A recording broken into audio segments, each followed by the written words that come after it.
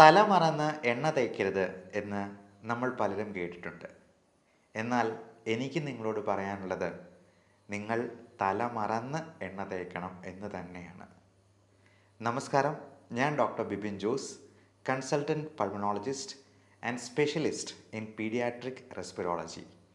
തല മറന്ന് എണ്ണ തേക്കണം എന്ന് പറയാൻ പ്രധാനപ്പെട്ട കാരണം, ഞാൻ അലർജിയിൽ സ്പെഷ്യലൈസ് ചെയ്യുന്ന ഒരു ഡോക്ടറാണ് എന്നുള്ളത് കൊണ്ട് തന്നെയാണ്.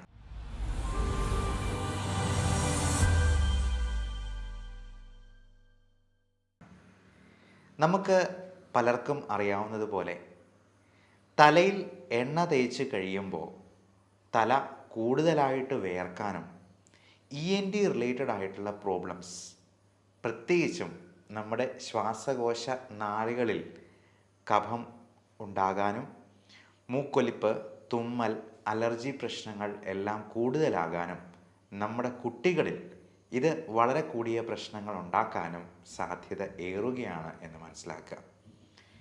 എൻ്റെ അടുക്കൽ വരുന്ന അലർജി രോഗികളിൽ പലരിലും ഞാൻ കണ്ടിട്ടുള്ള ഒരു കാര്യമാണ്, തല നിറച്ച് എണ്ണ ഇങ്ങനെ മെഴുകിയിട്ടിരിക്കുകയാണ്. അത് കുറച്ച് നെറ്റിയിലേക്കും ചിലപ്പോൾ കഴുത്തയിലും ഒക്കെ നിൽക്കും. ഈ തല മറന്ന് എണ്ണ തേക്കുക എന്ന് പറയുന്നത് കൊണ്ട് ഞാൻ ഉദ്ദേശിച്ചത്, തല ഒഴിച്ച് ബാക്കിയുള്ള ഭാഗങ്ങളിലെല്ലാം നല്ലപോലെ എണ്ണ പുരളണം എന്നുള്ളത് കൊണ്ട് തന്നെയാണ്. കാരണം തലമുടിയിൽ ഈ എണ്ണ കൂടുതൽ സമയം ഇരുന്നാൽ നമ്മുടെ തല ഒത്തിരി വേർക്കാനും, അത് മാത്രമല്ല പല രീതിയിലുള്ള പൊടിപടലങ്ങൾ നമ്മുടെ തലയിൽ വന്ന് അടിയാനും, നമ്മൾ ശ്വസിക്കുന്ന വായുവിൽ ഈ അലർജൻസ് എല്ലാം ഉള്ളിലോട്ട് പോയി നമുക്കുള്ള അലർജികളും റെസ്പിറേറ്ററി ഇൻഫെക്ഷൻസും ഒക്കെ കൂടുതലാകാനും കാരണമാകും. പ്രത്യേകിച്ചും ഈ കൊറോണ കാലത്ത് നമ്മൾ കുളിക്കുമ്പോൾ ദേഹമാസകലം സോപ്പിട്ട് കഴുകും. പക്ഷേ നമ്മുടെ തലയിൽ ഒരു തുള്ളി ഷാമ്പു ഇട്ട് ഈ തലയൊന്ന് കഴുകാനായിട്ട് എത്ര പേർ ഓർക്കാറുണ്ട്, ശ്രദ്ധിക്കാറുണ്ട്? നമ്മൾ വിട്ടുപോകുന്ന മർമ്മപ്രധാനമായ സ്ഥാനമാണ് തലയും തലമുടിയുമൊക്കെ. അപ്പോൾ തലയിൽ എണ്ണ തേക്കുകയാണെങ്കിൽ കുളിക്കുന്നതിന് ഒരു അരമണിക്കൂർ മുൻപ് തേച്ച് പിടിപ്പിച്ചിട്ട് കുളിക്കുന്ന സമയത്ത് ഒരു തുള്ളി ഷാമ്പു ഇട്ട് അത് കഴുകിക്കളയുകയും കൂടെ ചെയ്യുക. ഇനി തല മറന്ന് എണ്ണ തേക്കുന്നതിനെ പറ്റി നമുക്ക് ചിന്തിക്കാം. തല മറന്ന് എണ്ണ തേക്കുമ്പോൾ തലയൊഴിച്ച് ബാക്കി എല്ലാ ഭാഗത്തും നമ്മൾ ഓയിലിൻ്റെ ഒരു നേർത്ത പാളി, ഒരു ചെറിയ കോട്ടിങ് നമ്മൾ കൊടുക്കുകയാണ് ചെയ്യുന്നത്. അത് നമ്മുടെ സ്കിന്നിൽ ആവശ്യമായ ഹൈഡ്രേഷൻ ഉണ്ടാകാനായിട്ട് കാരണമാകും. നമുക്കറിയാം, ഇപ്പോൾ പലപ്പോഴും സ്കിൻ ഡിസീസസിന് പ്രധാനപ്പെട്ട കാരണം ഈ ഡീഹൈഡ്രേഷൻ തന്നെയാണ്. അതായത് ആവശ്യമായ ജലാംശം നമ്മുടെ ചർമ്മത്തിൽ ഉണ്ടാകാതെ പോകുന്നത് കൊണ്ട് തന്നെ ചൊറിച്ചിലും മറ്റ് ഫംഗൽ ഇൻഫെക്ഷൻസും ഉണ്ടാകാനായിട്ടുള്ള സാധ്യത ഏറെയാണ്. അതുകൊണ്ട് പലപ്പോഴും നമ്മൾ ഒരു ഹൈഡ്രേറ്റ് ചെയ്യാനായിട്ടുള്ള ജെല്ല് വേറെ പ്രിസ്ക്രൈബ് ചെയ്ത് കൊടുക്കുകയാണ് ചെയ്യാറ്. അത് കുളിച്ചതിന് ശേഷം അല്പം നനവോടുകൂടി ഈ മോയ്സ്ചറൈസിങ് ജെല്ല് പുരട്ടാനായിട്ടാണ് നമ്മൾ പേഷ്യൻസിനടുത്തും പറഞ്ഞു കൊടുക്കാറുള്ളത്. അതോടൊപ്പം ധാരാളം വെള്ളം കുടിക്കാനും പറയും. ഒരു ദിവസം 3 ലിറ്ററെങ്കിലും വെള്ളം ആരോഗ്യമുള്ള ഒരാൾ കുടിക്കണമെന്നാണ് അർത്ഥം. കിഡ്നി രോഗികളിലും ഹൃദയത്തിൻ്റെ പമ്പിങ് കുറഞ്ഞിട്ടുള്ള രോഗികളിലും ലിവർ സിറോസിസ് പോലുള്ള പ്രശ്നങ്ങളുള്ളവരിലുമൊക്കെ ഈ അളവിന് കുറച്ച് റെസ്ട്രിക്ഷൻ ഉണ്ട്. 1.5 ലിറ്റർ അല്ലെങ്കിൽ 2 ലിറ്റർ എന്നൊക്കെ നിങ്ങളുടെ ഡോക്ടർ റെസ്ട്രിക്ഷൻ വെച്ചേക്കാം. കാരണം നമ്മൾ അതിൽ കൂടുതൽ വെള്ളം ഒരുമിച്ച് കുടിക്കുക മറ്റോ ചെയ്തെന്നാൽ നമ്മുടെ ശരീരത്തിൽ എല്ലായിടത്തും നീർക്കെട്ടുണ്ടാകാനും അതിൽ ഏറിയ പങ്കും നമ്മുടെ ശ്വാസകോശത്തിൽ അടിയാനും ഒക്കെ സാധ്യതയുണ്ട്. പൾമണറി എഡിമ എന്നാണ് നമ്മൾ പൾമണോളജിസ്റ്റ് അതിനെ വിശേഷിപ്പിക്കുക.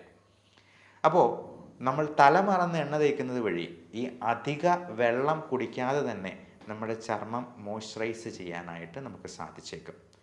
ഈ ചർമ്മരോഗങ്ങൾ ഇപ്പോൾ വളരെ കൂടുതലായിട്ട് കാണാറുണ്ട്.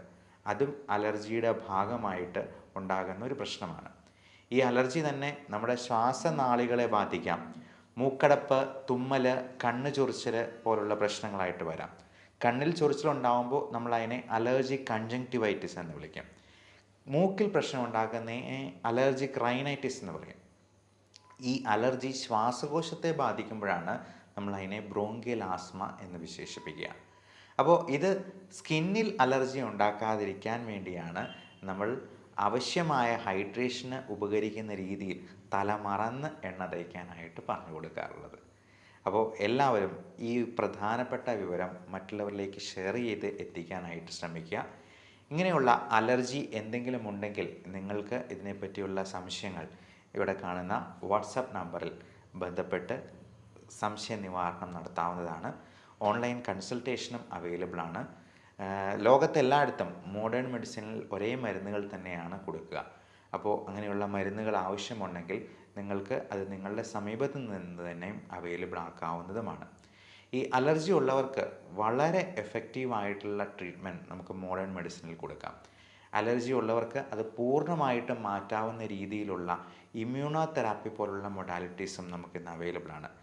അലർജിക്ക് കൃത്യമായിട്ടുള്ള ടെസ്റ്റുകൾ വഴി അതിനെ കണ്ടെത്തി അതിന് സ്കിൻ പ്രിക്ക് ടെസ്റ്റാണ് മോഡേൺ മെഡിസിനിൽ നമ്മൾ കൂടുതലും അഡ്വൈസ് ചെയ്യുക.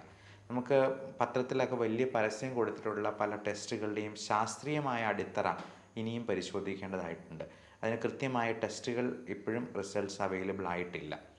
അതുകൊണ്ട് കൃത്യമായിട്ടുള്ള പരിശോധനകളും ബ്ലഡ് ടെസ്റ്റും ഇമ്മ്യൂണോഗ്ലോബുലിൻസിൻ്റെ അളവും ചെക്ക് ചെയ്ത് അലർജിയെ കൃത്യമായി കണ്ടെത്തിയെന്നാൽ നമുക്ക് ഇത് പൂർണ്ണമായിട്ടും മാറ്റാവുന്ന രീതിയിലോ അല്ലെങ്കിൽ 95% കൺട്രോൾ ചെയ്യാവുന്ന രീതിയിലോ നമുക്ക് ഇതിന് മരുന്നുകൾ കൊടുത്ത് ആവശ്യമായിട്ടുള്ള കരുതലുകൾ എടുത്തുകൊണ്ട് തന്നെ നമുക്ക് ചെയ്യാവുന്നതാണ്. ഇതിനൊക്കെ മുൻപായിട്ട് നമുക്ക് ചെയ്യേണ്ട കാര്യം അലർജി ഉണ്ടാക്കുന്ന അലർജൻസ് എന്തൊക്കെയെന്ന് കണ്ടെത്തി അത് പൂർണ്ണമായിട്ടും മാറ്റിയെടുക്കുക, നമ്മുടെ വീട്ടിൽ നിന്നും അതിനെ ഒഴിവാക്കുക എന്നുള്ളത് തന്നെയാണ്. അപ്പോൾ ഈ അലർജൻസ് എന്തൊക്കെയാണ് എന്നുള്ളതിനെ പറ്റിയും കൃത്യമായിട്ടുള്ള വിവരണങ്ങളും നിർദ്ദേശങ്ങളും നിങ്ങൾക്ക് തരുന്നതാണ്. Everyone stay healthy, stay safe.